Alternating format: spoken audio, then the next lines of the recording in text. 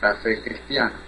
Y bueno, básicamente expuse que era sola escritura y que lo que vamos a hablar o interpretar debe deducirse o interpretarse de la Biblia.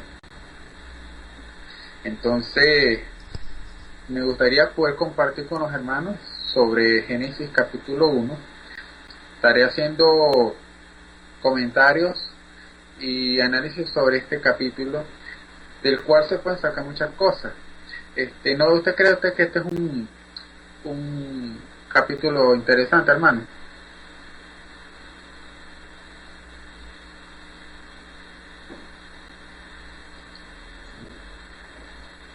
Bien, Génesis 1. Génesis 1 nos da la base, diríamos, como para que la Biblia contenga todo lo que más adelante va a desarrollar. Lamentablemente, hoy en día estamos en una sociedad que es relativista en cuanto a lo que cree. Unos dicen, si tú quieres creer en la Biblia, bueno, créela. Yo creo en mi propia opinión, o yo vivo la cosa a mi manera, la vida. Otros dicen, bueno, sí, yo creo en Dios, pero a mi manera. Yo creo en Dios, pero creo en la evolución.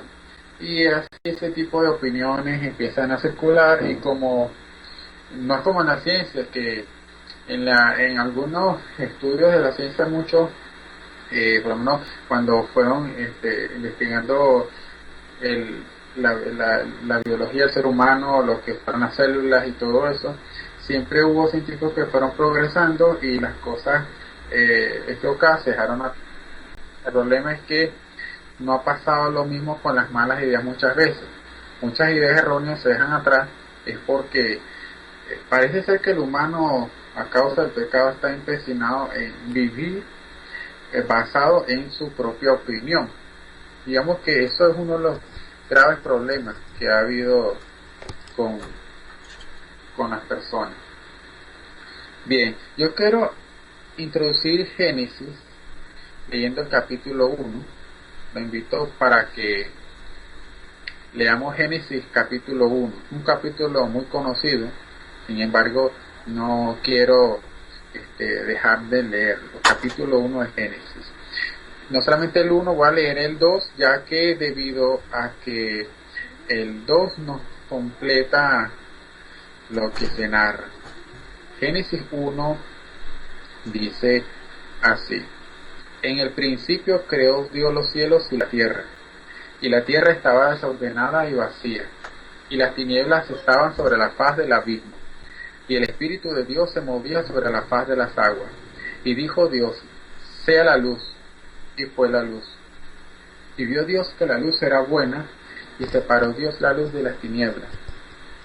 Y llamó Dios a la luz día, y a las tinieblas llamó noche. Y fue la tarde y la mañana un día. Luego dijo Dios: haya expansión en medio de las aguas, y separe las aguas de las aguas. E hizo Dios la expansión, y separó las aguas que están debajo de la expansión de las aguas que están sobre la expansión. Y fue así. Y llamó Dios a la expansión cielos, y fue la tarde y la mañana el día segundo. También dijo Dios: júntense las aguas que están debajo de los cielos en un lugar, y descúbrase lo seco. Y fue así. Y llamó Dios a lo seco tierra, y a la reunión de mares y a la reunión de las aguas llamó mares. Y vio Dios que era bueno. Después dijo Dios: produzca la tierra hierba verde, hierba que dé semilla, árbol que dé fruto según su género, que su semilla esté en él sobre la tierra. Y fue así. Produjo pues la tierra hierba verde, hierba que da semilla según su naturaleza, y que el árbol que da fruto, cuya semilla esté en él según su género. Y vio Dios que era bueno. Y fue la tarde y la mañana el día tercero. Luego dijo Dios: haya lumbrera en la expansión de los cielos para separar el día de la noche, y sirvan de señales para las estaciones, para días y años, y sean por lumbreras en la expansión de los cielos para alumbrar sobre la tierra. Y fue así. E hizo Dios las dos grandes lumbreras, la lumbrera mayor para que señalase en el día y la lumbrera menor para que señalase en la noche. Hizo también las estrellas y las puso en la expansión de los cielos para alumbrar sobre la tierra y para señorear en el día y en la noche y para separar la luz de las tinieblas. Y vio Dios que era bueno. Y fue la tarde y la mañana el día cuarto. Dijo Dios: produzca las aguas seres vivientes y las aves que vuelen sobre la tierra en la abierta expansión de los cielos. Y creó Dios los grandes monstruos marinos y todo ser viviente que se mueve, que las aguas produjeron según su género, y toda ave alada según su especie. Y vio Dios que era bueno. Y Dios lo bendijo, diciendo: fructificad y multiplicaos, y llenad las aguas en los mares, y multiplíquense las aves en la tierra. Y fue la tarde y la mañana el día quinto. Luego dijo Dios: produzca la tierra seres vivientes según su género, su género, bestias y serpientes, y animales de la tierra según su especie. Y fue así. E hizo Dios animales de la tierra según su género, y ganado según su género, y todo animal que se arrastra sobre la tierra según su especie. Y vio Dios que era bueno. Entonces dijo Dios: hagamos al hombre a nuestra imagen, conforme a nuestra semejanza, y señoreen en los peces del mar, en las aves de los cielos, en las bestias, en toda la tierra, y en todo animal que se arrastra sobre la tierra. Y creó Dios al hombre a su imagen, a imagen de Dios los creó, varón y hembra los creó. Y los bendijo Dios, y dijo: fructificad y multiplicaos, llenad la tierra y sojuzgadla, señoread los peces del mar, en las aves de los cielos, y en todas las bestias que se mueven sobre la tierra. Y dijo Dios: he aquí os he dado toda planta que da semilla, que está sobre toda la tierra, y todo árbol en que hay fruto que da semilla os serán para comer. Y a toda bestia de la tierra, y a toda ave de los cielos, y a todo lo que se arrastra sobre la tierra en que hay vida, de toda planta verde le será para comer. Y fue así. Y vio Dios todo lo que había hecho, y aquí era bueno en gran manera. Fue la tarde y la mañana el día sexto. El capítulo 2 de Génesis continúa. Fueron pues acabados los cielos y la tierra y todo el ejército de ellos, y acabó Dios en el día séptimo la obra que hizo, y reposó en el día séptimo de toda la obra que hizo. Y bendijo Dios al día séptimo y lo santificó, porque en él reposó de toda la obra que había hecho en la creación. Bien, esta narración que vemos en Génesis ha sido a veces controversial, o digamos que ha creado ciertas visiones de interpretación. Cuando introducimos a interpretar Génesis capítulo 1, hay personas que dicen, por ejemplo, que los 6 días de la creación se refiere a periodos muy largos de tiempo, es decir, que era geológica, que fueron miles de años o cientos de años, que fueron periodos muy, muy largos, y que simplemente fue escrito los 6 días como para dar una explicación de cómo sucedieron ese periodo tan largo.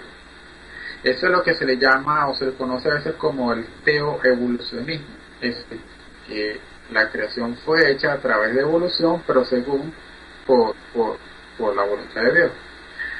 Hay otra posición que es una de las que estuvo pensando Agustín de Hipona, fue un obispo del siglo V, que básicamente hablaba como que Génesis, lo que narra en Génesis era simbólico, y que lo que Dios creó todo fue en un instante de tiempo, es decir, en un pestañeo, en un abrir y cerrar de ojos Dios creó todo, y que simplemente Génesis nos enseña de un modo ordenado.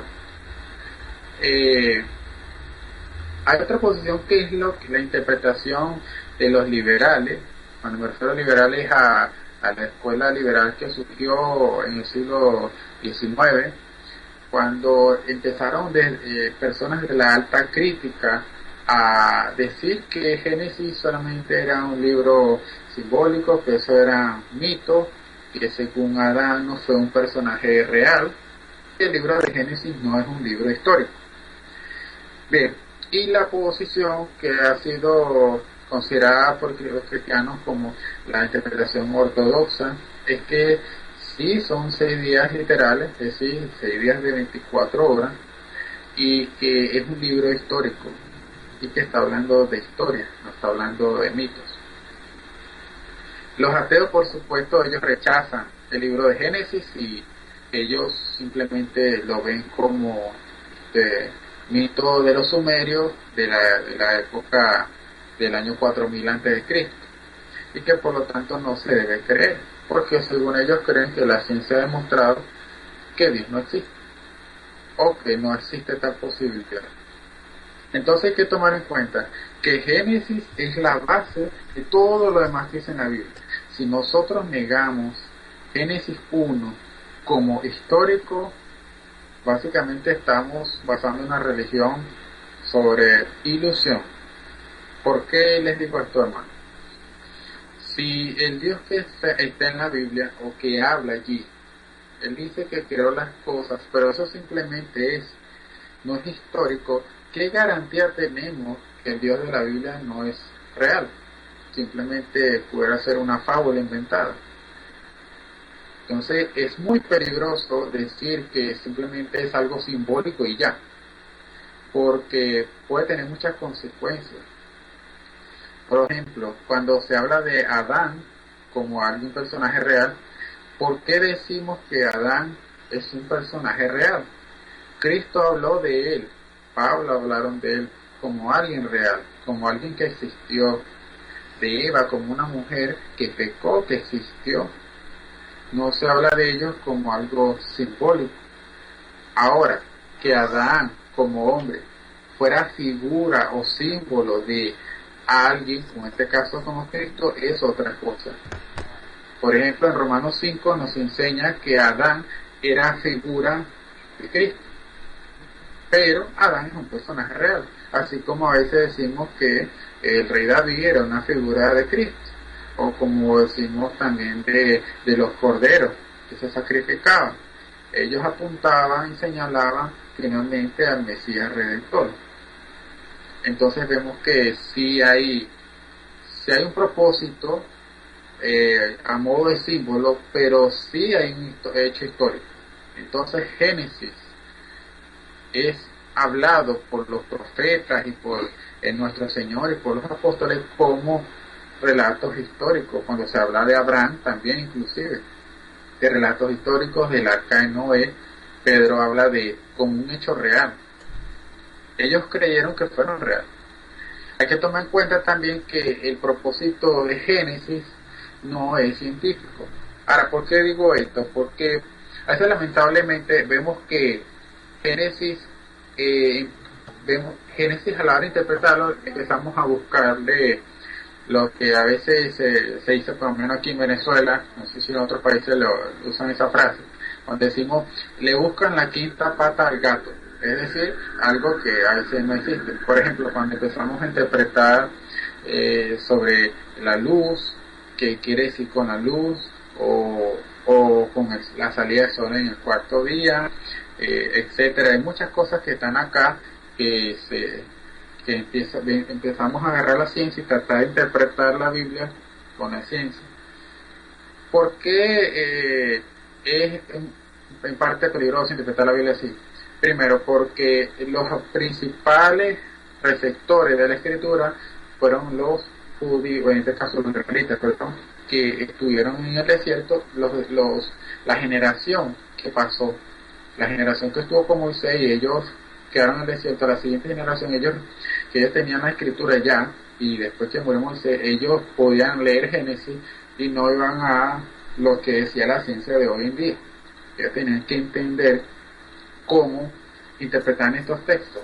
Y después más adelante vamos a ver qué base sirvió para interpretar Génesis 1. Bien, vamos a Génesis 1, el capítulo 1, versículo 1, que dice: en el principio creó Dios los cielos y la tierra. Este versículo nos algo importante, algo interesante. Primero, que como estuve hablando anteriormente, el cielo y la tierra, y implícitamente haciendo referencia al universo, porque más adelante vemos que habla del sol, la luna, de las estrellas, fueron creados por Dios. Entonces, el universo completo fue hecho por Dios. Él lo creó. La palabra que está ahí en hebreo es bara. Muchos dicen que se refiere a que Dios creó de la nada. Se refiere de la nada en el sentido de que no había una sustancia o materia con Dios de la cual Él hizo la creación, sino que de Él, de su propio poder, creó los cielos y la tierra. Este versículo refuta la idea del panteísmo. ¿Qué es el panteísmo? Es una filosofía de la religión hindú y que ellos nos enseñan que Dios es la creación o la materia y la materia es Dios. Ellos dicen Dios es el aire, Dios es la montaña, es el río, Dios es una roca y o sea, no hay diferencia entre Dios y lo creado. Pero la Biblia sí es tajante, dice que Dios creó los cielos y la tierra. Entonces hay una distinción entre Dios y la creación. Dios no es la creación. Dios es el creador. Y eso es lo que nos dice Génesis. También es interesante notar como el mismo texto solo refuta el ateísmo. A veces tal vez un ateo dirá, pero ahí dice Dios creó los cielos y la tierra, pero ¿cómo sabemos que existe Dios? Eso lo vamos a responder más adelante. Pero es interesante que como Dios se presenta primero, antes de hacer la pregunta. Es como si Dios creó los cielos y la tierra. No dice, bueno, como yo pudiera venir y decirle, yo soy Leonardo, vivo en Venezuela, en el estado de Aragua, etcétera, trabajo en esto, aquello, los ocupo de la iglesia. O sea, puedo hablarle sobre mi vida, porque ustedes no me conocen. Pero cuando Dios se presenta, él se presenta con la presuposición de que ya los hombres lo conocen, ya conocen su existencia. Él se presenta de una, él no intenta probar que existe, él simplemente habla y ya. Es decir, no hay que probar eso, ya él mismo da a entender que él existe. Ahora bien, ¿qué base tenemos bíblica para esto? Entonces, si vamos a Romanos capítulo 1, es un pasaje muy usado para mostrar que el hombre conoce la existencia de Dios. Dice Romanos 1:19, porque lo que de Dios se conoce les es manifiesto, pues Dios se lo manifestó. ¿Qué cosas? Bueno, aquí dice aquí, porque las cosas invisibles de Él, su eterno poder y deidad, se hacen claramente visibles desde la creación del mundo, siendo entendidas por medio de las cosas hechas, de modo que no tienen excusa. Bueno, este texto es demasiado claro, porque las cosas invisibles de Él, o sea, de Dios, su eterno poder y su deidad, se hacen claramente visibles desde la creación del mundo. Claramente visibles. ¿Cómo es eso? Bueno, la creación te revela el poder y la divinidad de Dios. Dice aquí, siendo entendidas por medio de las cosas hechas, de modo que no tienen excusa. Versículo 21. Pues habiendo conocido a Dios, no le glorificaron como a Dios, ni le dieron gracias, sino que se envanecieron sus razonamientos y su necio corazón fue entenebrecido. Profesando ser sabios, se hicieron necios. Bien, lo que vemos que Pablo habla acá de que, en referencia a los hombres en su estado caído, que ellos conocen la existencia de Dios a través de la creación. Ellos es algo evidente, algo, mejor dicho, autoevidente. Si alguien, como puso una vez un ejemplo, si alguien llega a una iglesia, a un local, ¿verdad?, una iglesia, y dice, hermano, o a un museo, diríamos, y le presenta este lugar que usted ve acá, esto se hizo de la nada, las sillas, las bancas, las puertas, todo esto que está aquí fue hecho por el viento, que la erosión, el agua a través de millones y millones de años, poco a poco, de forma casi milagrosa, se formó este lugar. Bueno, mucha gente diría que la persona o es bien tonta o piensa que la otra persona es tonta. Pero es algo autoevidente que cuando vamos a un lugar que está hecho, ya sabemos que está hecho, no tenemos que probarlo. Por ejemplo, yo le estoy hablando con un micrófono. Yo no tengo que probar que alguien lo hizo. Es algo autoevidente. El micrófono no se hace solo. Entonces, lo que Pablo muestra es que los hombres conocen a Dios por la creación y que la creación no se hizo sola. Y que no solamente eso, en la creación y en las relaciones humanas, Dios muestra sus atributos. Y el hombre, en vez de glorificar a Dios y darle gracias, el hombre dice que él se hizo necio. ¿Sabe qué significa necio? Que él empieza a vivir conforme a sus propias opiniones. Entonces, bien, el punto acá que estamos entonces de Génesis es que Dios se muestra como creador y no se pone a estar, bueno, déjenme probarle que yo existo. Simplemente se presenta de una, con su autoridad suprema. Él creó los cielos y la tierra. Y punto. Termina el versículo. Otra cosa que vemos también de Génesis en el relato es que hay un orden literario. El versículo 1 y el capítulo 2 del versículo 1 al 3, perdón, hay un orden en que se habla de lo que va a suceder en el futuro de forma concreta en el primer versículo. Cuando dice en el principio creó Dios los cielos y la tierra, debe ir conectado con lo que está en el capítulo 2, que dice, fueron pues acabados los cielos y la tierra y todo el ejército de ellos. Así que vemos que Moisés, cuando escribe esto, él dice en el primer versículo de ya desde obviamente la creación hecha, es decir, ya tiene la idea de que él lo que empieza es a narrar el proceso en cómo la creación fue formada. Lo digo porque existe una famosa teoría de la brecha. Dice así, que en el versículo 1 y 2 existe un tiempo muy largo, o no se sabe cuánto tiempo, o que Dios hizo la creación y que hubo tal vez meteoritos, o que el mismo diablo se rebeló contra Dios y entonces luego hubo un desorden. Él acabó con la creación que Dios tenía y entonces Dios empezó a crear otra vez el cielo y la tierra. Bien, la razón por la cual yo difiero de esta posición, primero porque Dios dice que Él creó todas los cielos y la tierra y hace una referencia a Génesis 1 en 6 días. ¿Por qué considero que no es adecuado decir que hay un tiempo de brecha acá?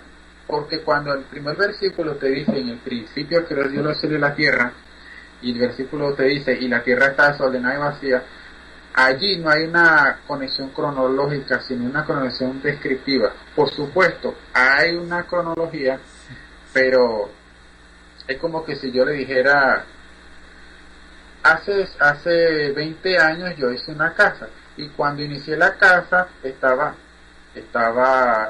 sucia, o el espacio estaba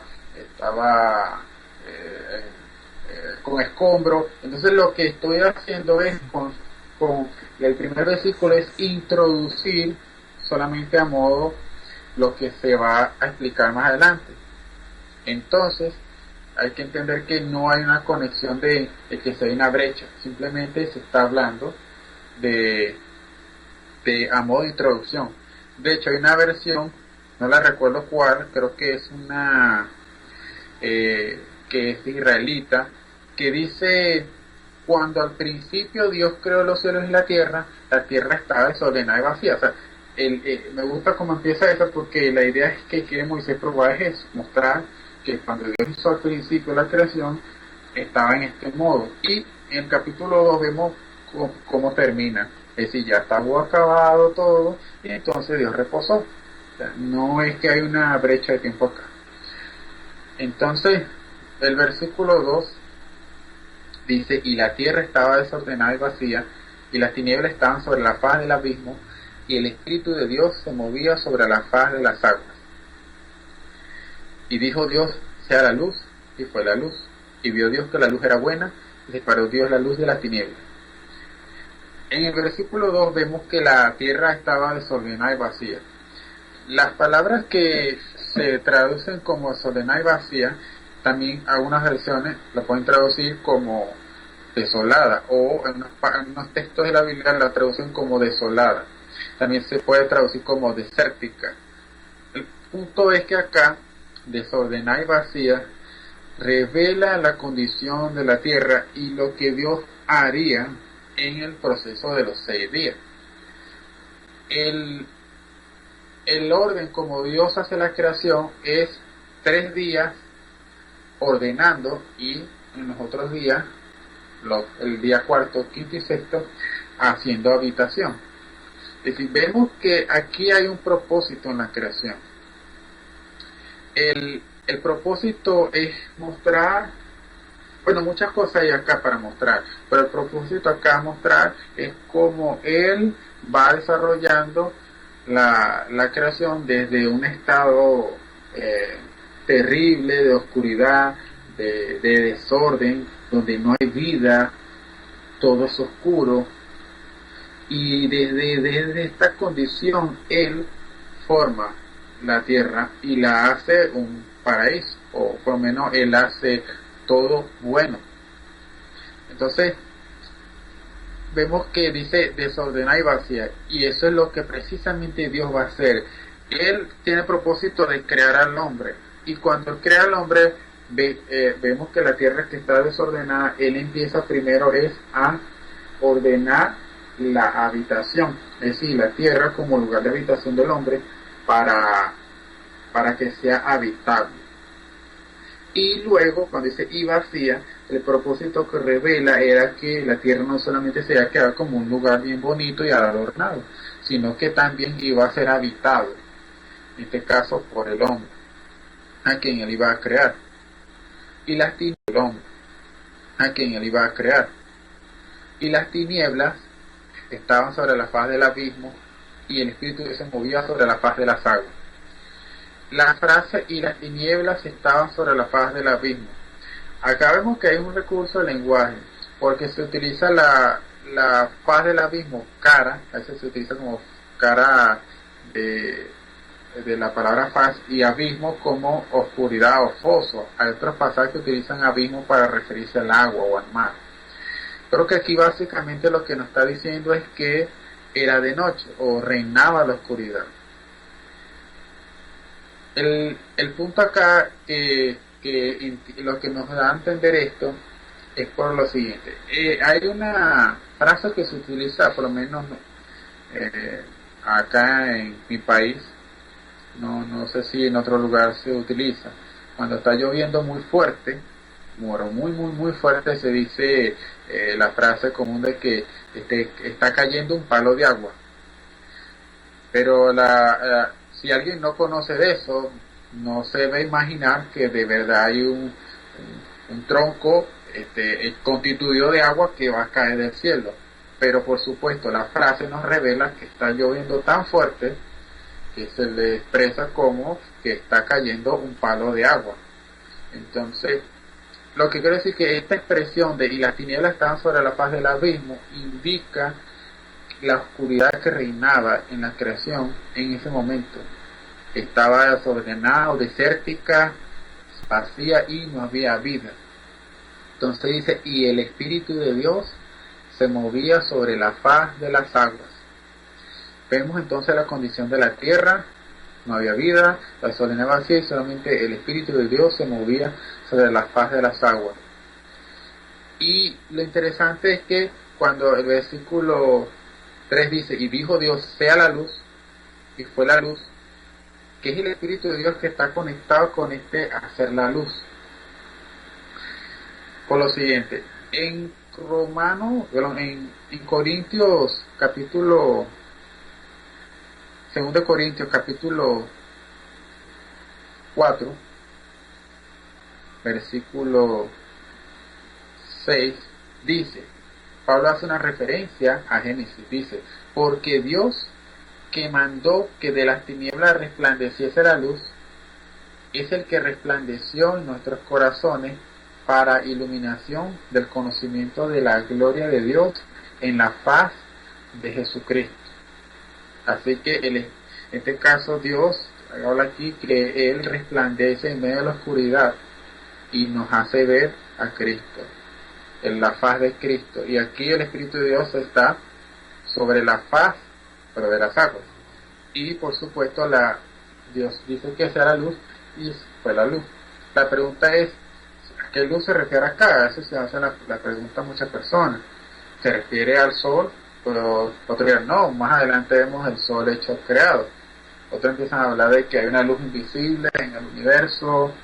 Entonces yo pienso que buscarle un propósito científico no es muy adecuado. Por supuesto, eso no quiere decir, hermanos, que no vamos a rechazar cualquier estudio de la ciencia, es decir, intentar ver algún análisis, pero hay que tener mucho cuidado porque Dios tiene siempre un propósito práctico con lo que Él nos enseña.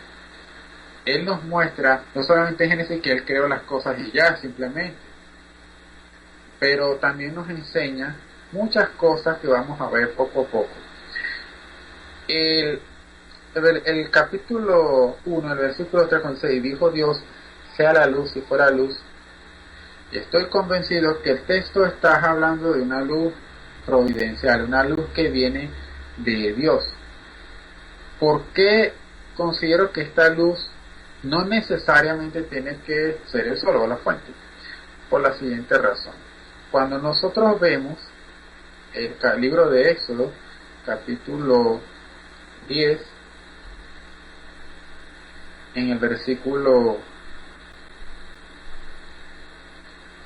21, dice así, Jehová dijo a Moisés, extiende tu mano hacia el cielo para que haya tinieblas sobre la tierra de Egipto, tanto que cualquiera las palpe. Y extendió Moisés su mano hacia el cielo, y hubo densas tinieblas sobre toda la tierra de Egipto por 3 días. Ninguno vio a su prójimo, ni nadie se levantó de su lugar en 3 días. Mas los hijos de Israel tenían luz en sus habitaciones. Es interesante acá que hay una luz, por supuesto el libro no nos lo explica que si eran luz de linternas y de antorchas, pero los egipcios pudieran haber hecho luz. Pero vemos que aquí hay una luz que viene de parte de Dios, es una luz providencial que no le vino a los egipcios. Y considero que Génesis 1 y Éxodo tiene gran desconexión. De hecho, todo el libro del Pentateuco está conectado a Génesis. Por eso es interesante que para interpretar Génesis correctamente es necesario primero leer Éxodo, aunque Génesis es cronológicamente primero, porque el libro de Éxodo nos ayuda a entender el propósito de Génesis. Génesis fue escrito originalmente a las personas que estaban con Moisés, y el propósito era mostrar cómo se relaciona el Dios creador, y que Moisés venía de parte de ese Dios creador, y que vemos que las mismas obras de la creación se vuelven a repetir. De hecho, el paralelo y la conexión entre la creación y el Éxodo es muy asombroso y bastante interesante. Por ejemplo, vemos que en Génesis Dios empieza a crear los cielos y la tierra desde una condición terrible, es decir, hay oscuridad, está vacío, es una tierra desértica, y vemos al Espíritu de Dios moviéndose sobre la faz de las aguas, y empieza el proceso de formación. en el libro de Deuteronomio, capítulo 32, versículo 10 al 12 dice, de hecho más adelante, o en otro estudio más adelante, veremos la conexión que hay entre la creación y la tierra prometida. Entonces, vemos Génesis capítulo 1, que cuando se dice que Dios creó la luz, yo estoy convencido que aquí está hablando de una luz providencial. Y dice, y vio Dios que la luz era buena, y separó Dios la luz de la tiniebla. Aquí parece como que si Moisés nos narra el libro de Génesis de una perspectiva como Dios maravillándose por lo que Él hace. Él ve cómo está la tierra en un estado de terrible, como dice, vacuidad, desorden, un estado terrible, de verdad, lamentable. Pero Él tiene pensado hacer un mundo perfecto. Y desde esta perspectiva Él empieza a crear y crear la luz. Y le gusta con la luz, es decir, la luz revela por ciertos atributos de Dios, es decir, Él se maravilla, Él cuando dice la idea de que era buena, es decir, algo que esto estaba así, pero ahora está así, de este otro modo, Él entonces dice, y la luz era buena y separó Dios la luz de la tiniebla. ¿Era buena para qué? Para el propósito que Él tenía. El propósito era preparar un lugar para la habitación del hombre. ¿Por qué? Porque cuando la narración de Génesis nos da el orden, como Dios va haciendo, en el versículo 26 nos dice, entonces dijo Dios. Es como que si era, bueno, todo esto pasó, y entonces cuando viene el hombre, el propósito de Génesis, por lo menos en el capítulo 1, es de revelar de todo lo que Dios hizo para hacernos entender cómo es que Dios entonces llegó a ser al hombre. Sí, la tierra y todo lo que Dios ha hecho fue con propósito de crear al hombre, que era quien iba a mostrar la imagen y la gloria de Dios. Ahora, lo importante acá también es notar que el libro de Génesis tiene un propósito práctico para nuestra vida. Porque si el capítulo 1, versículo 2, 3 y 4 nos habla también sobre que Dios hace lo mismo. Esa es la condición que el hombre estaba. Por lo menos en Corintios, 2 Corintios capítulo 3 y 4, sobre todo el 4, nos habla de que el Evangelio, aunque está encubierto, es para los impíos, o sea, los incrédulos. Es decir, que el Evangelio es claro, pero ellos no ven el Evangelio, la gloria del Evangelio. Y que en el estado de tinieblas y de oscuridad en que está el hombre, Dios desde allí resplandece y nos hace ver la gloria de Cristo, entender el Evangelio, nos hace creer por gracia. Si vemos que hay una conexión, así como Dios hizo la creación desde un estado lamentable y lo convierte en algo maravilloso, lo mismo tiene el propósito con el hombre, de hecho, hacerlo conforme a la imagen de Cristo. Y lo hace desde un estado terrible, caído. Por eso, como dice la Escritura, que el que se gloríese en el Señor. Así no vaya más allá de lo que está escrito. Entonces, Génesis 1 nos narra el gran propósito de Dios de que Él crea los cielos y la tierra con el propósito de hacer la habitación del hombre. Y más adelante veremos que también el propósito de Él era traer su reino a la tierra. Pero poco a poco, con la ayuda de Dios, iremos viendo que hay una conexión muy fuerte entre la tierra prometida y la creación de los cielos y la tierra. Bien, antes de continuar con los siguientes versículos, yo quiero hacer una acotación acá. Hay personas que por lo general leen el capítulo 2 de Génesis y consideran que hay otra narración. Es decir, por lo menos aquí dice, estos son los orígenes de los cielos y la tierra cuando fueron creados. Eso está en el capítulo 2, versículo 4. y empieza una narración un poco diferente. Entonces hay personas que de la alta crítica que han dicho que, bueno, es que esos son dos relatos diferentes y se contradicen entre sí. Si hacemos un análisis más detallado de Génesis capítulo 2 y del 1, veremos que es el mismo relato, pero tiene un propósito diferente. El capítulo 1 nos da un desarrollo cronológico, mientras que el capítulo 2 nos da un desarrollo descriptivo, es decir, hace descripciones de la creación, más no da un orden cronológico. Yo pudiera narrar la creación de los cielos y la tierra de un modo cronológico, como aparece en los 6 días, o de un modo descriptivo, es decir, dando descripciones de cosas y hechos, pero sin necesidad de darle un orden. Entonces, porque el capítulo 2 tiene esa variante. Sin embargo, vemos que la conexión se ve entre allí, entre la tierra prometida y la creación. Porque la pregunta es, cuando en el capítulo 2 nos habla de la tierra prometida, perdón, del jardín de Edén, o nos está hablando de los cielos y la tierra. Porque vemos que Dios hace un jardín y coloca al hombre. Pero en el capítulo 1 nos habla de la creación de los cielos y la tierra en un sentido general.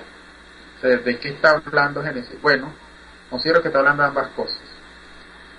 Está hablando de ambas cosas y sí vamos a ver una evidente conexión entre la creación de los cielos y la tierra, el jardín de Edén, sobre la tierra que Dios le prometió a Abraham, sobre la salida de los israelitas de Egipto y cómo ellos finalmente llegan a los cielos, a la tierra prometida de Israel, y aún más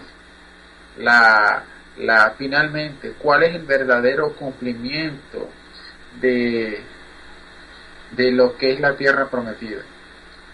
Cuando Dios prometió a Abraham los cielos tierra, una tierra, hace referencia, en el libro de Hebreo, a una ciudad celestial, es decir, los cielos nuevos y tierra nueva. Pero no me quiero adelantar. Por ahora, solamente les quiero dejar esto hasta acá.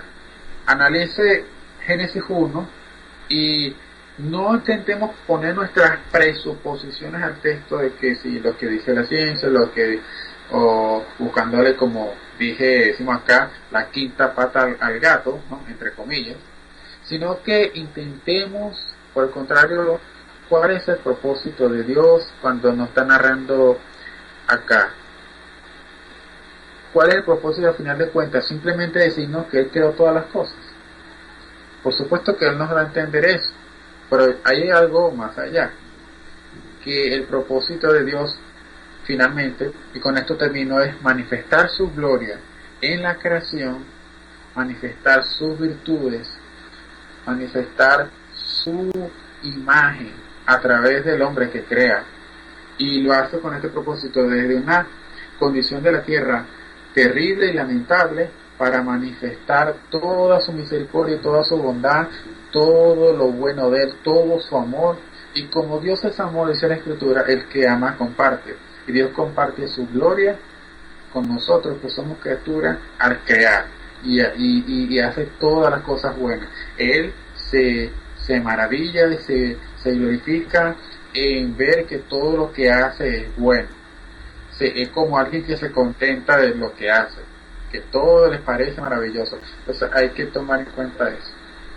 Así que con esto les pido y pido al Señor que los ayude en entender este pasaje. Hermano Rodrigo.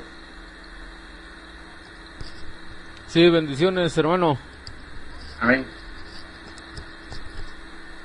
¿Sí me escucha? Sí, perfecto. Ok, amén. Pues Amén. bien, en un momento más estaremos desde el Distrito Federal México con el pastor David Martiñón. Hoy, 9:30 de la noche. Hermano, Okay. hoy no tuvimos peticiones de oración ni nada, pero pues Pues si gusta administrar por las necesidades, adelante, hermano. Ok, bien. Vamos a hacer una oración por los hermanos que tienen necesidad. Sí, perdón, hermano, perdón. Nos Ajá. acaba de llegar una petición de oración. Es por cáncer. Se llama Eduardo. Okay. Se llama Eduardo López Barajas. Él es de aquí de la ciudad de Guadalajara, Jalisco, México. Amén, hermano.